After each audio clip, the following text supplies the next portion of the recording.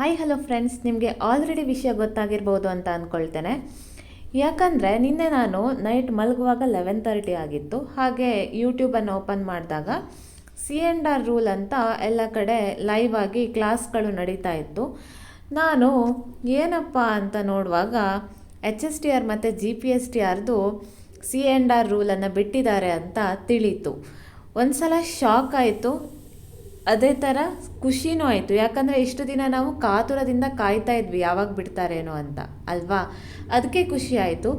Shock ಯಾಕಾಯಿತು ಅಂದರೆ ನಾನು ಇನ್ನೂ ಓದಲಿಕ್ಕೆ ಸ್ಟಾರ್ಟ್ ಮಾಡಿಲ್ವಲ್ಲ ನೀಟಾಗಿ ಪ್ರಾಪರಾಗಿ ಅಂತ ನನ್ನ ಮೇಲೆ ನನಗೆ ಬೇಜಾರಾಯಿತು. ಅದಕ್ಕೋಸ್ಕರ ನಿನ್ನೆ ನಾನು ಕರೆಕ್ಟಾಗಿ ನಿದ್ದೆ ಸಹ ಮಾಡಿಲ್ಲ. ಥಿಂಕ್ ಮಾಡ್ತಾನೇ ಇದ್ದೆ, ಹೇಗಪ್ಪ ಕವರ್ ಮಾಡೋದು, ಹೇಗಪ್ಪ ಓದೋದು, ಹೇಗೆ ಸ್ಮಾರ್ಟ್ ವರ್ಕ್ ಮಾಡೋದು ಅಂತ. ಯಾಕಂದರೆ ಟೈಮ್ ಕಡಿಮೆ ಇದೆ, ಬಟ್ ಸಿಲೆಬಸ್ ಕವರ್ ಮಾಡೋದು ಜಾಸ್ತಿ ಇದೆ. ಅದಕ್ಕೋಸ್ಕರ ನಾವು ಎಲ್ಲ ಸಬ್ಜೆಕ್ಟ್ಗಳ ಮೇಲೂ ನೀಟಾಗಿ ಫೋಕಸ್ ಮಾಡಬೇಕಾಗತ್ತೆ. ಇಲ್ಲಿ ಒಂದೇ ಬಾಣಕ್ಕೆ 3 ಹಕ್ಕಿಗಳನ್ನು ನಾವು ಹೊಡಿಬೋದು. ಯಾವ್ಯಾವುದು? ಕ್ರೈಸ್ ಇರ್ಬೋದು, HSTR ಇರ್ಬೋದು, GPSTR ಇರ್ಬೋದು.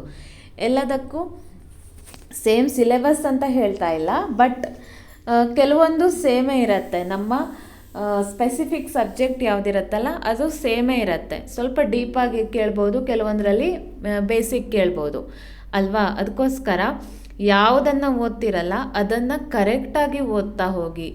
ನಾನು GPSTRಲ್ಲಿ ಇದನ್ನು ಅಷ್ಟೊಂದು ಡೀಪಾಗಿ ಕೇಳಲ್ಲ, ಓಕೆ ಇಲ್ಲಿ ಬೇಸಿಕ್ ಓದ್ಕೊಳ್ತೇನೆ, HSTRಗೆ ನೋಡ್ಕೊಂಡ್ರಾಯ್ತು, ಈ ಥರ ಇಗ್ನೋರೆನ್ಸ್ ಬೇಡ.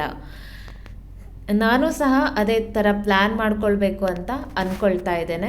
ಸ್ಮಾರ್ಟ್ ವರ್ಕನ್ನು ಮಾಡಬೇಕು. ಹಾರ್ಡ್ ವರ್ಕ್ ಮಾಡಲಿಕ್ಕೆ ಟೈಮ್ ಅಷ್ಟೊಂದು ಸಿಗಲ್ಲ ಅಂತ ಅಂದ್ಕೊಳ್ತೀನಿ.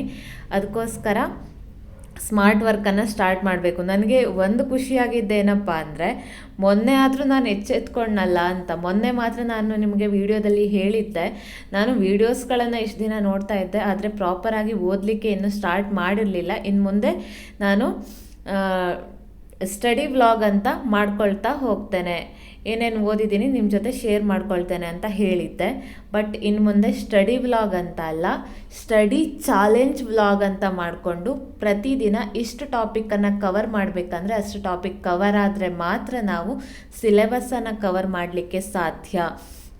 ಮತ್ತು ನಿಮಗೆ ಯಾವ ಟಾಪಿಕ್ ಕಂಫರ್ಟೇಬಲ್ ಇದೆ ಅಥವಾ ನಿಮಗೆ ಅದು ಈಸಿ ಆಗುತ್ತೆ ಅಂಥ ಟಾಪಿಕ್ಗಳನ್ನು ನೆಕ್ಸ್ಟ್ ಇಟ್ಕೊಳ್ಳಿ. ಯಾವುದು ನಿಮಗೆ ಡಿಫಿಕಲ್ಟ್ ಇದೆಯಲ್ಲ ಅದನ್ನು ಫಸ್ಟು ಕವರ್ ಮಾಡ್ತಾ ಹೋಗಿ. ಫಾರ್ ಎಕ್ಸಾಂಪಲ್, ಈಗ ನನಗೆ ಕನ್ನಡ ಅಥವಾ ಇಂಗ್ಲೀಷ್ ಈಸಿ ಆಗುತ್ತೆ, ಮೆಂಟಲ್ ಎಬಿಲಿಟಿ, ಕಂಪ್ಯೂಟರ್ ಇವೆಲ್ಲ ಕಷ್ಟ ಆಗುತ್ತೆ, ಅಥವಾ GK ಇವೆಲ್ಲ ಕವರ್ ಮಾಡೋದು ಸ್ವಲ್ಪ ಕಷ್ಟ ಆಗುತ್ತೆ ಅಂತ ಅಂದರೆ ಫಸ್ಟು ಆ ಟಾಪಿಕ್ಸ್ಗಳನ್ನು ಮುಗಿಸ್ಕೊಳ್ಳಿ. ಅಂದರೆ ಇದನ್ನು ಕಂಪ್ಲೀಟಾಗಿ ಬಿಡಿ ಅಂತ ಅಲ್ಲ, ಬಟ್ ಜಾಸ್ತಿ ಟೈಮನ್ನು ನಿಮಗೆ ಕಷ್ಟ ಆಗಿರುವಂಥ ಟಾಪಿಕ್ಗಳಿಗೆ ಕೊಡಿ. ಆಗ ಮಾತ್ರ ನೀವು ಈಸಿಯಾಗಿ ಸಿಲೆಬಸ್ಸನ್ನು ಮುಗಿಸ್ಬೋದು ಅಂತ ಹೇಳಲ್ಲ. ಯಾಕಂದರೆ ಈ ಓದೋದಕ್ಕೆ ಎಂಡ್ ಅಂತ ಇಲ್ಲ ಅಲ್ವಾ. ಅದಕ್ಕೋಸ್ಕರ ಎಲ್ಲರೂ ಓದೋಣ, ಎಲ್ಲರೂ ನಮ್ಮ ನಮ್ಮ ಗುರಿಯನ್ನು ಸೇರೋಣ ಅಂತ ಹೇಳ್ತೀನಿ. ನಿಮಗೆ ಈ ವಿಡಿಯೋ ಇಷ್ಟ ಆಗಿದ್ದರೆ ಲೈಕ್, ಶೇರ್, ಕಮೆಂಟ್ ಮಾಡಿ. ಹಾಗೆ ನನ್ನ ಚಾನಲನ್ನು ಫಾಲೋ ಮಾಡ್ಕೊಳ್ಳಿ. ಮುಂದಿನ ವಿಡಿಯೋ ಜೊತೆ ಮತ್ತೆ ಸಿಗ್ತಾನೆ. ಅಲ್ಲಿಯವರೆಗೂ ಟಾಟಾ, ಬಾಯ್ ಬಾಯ್.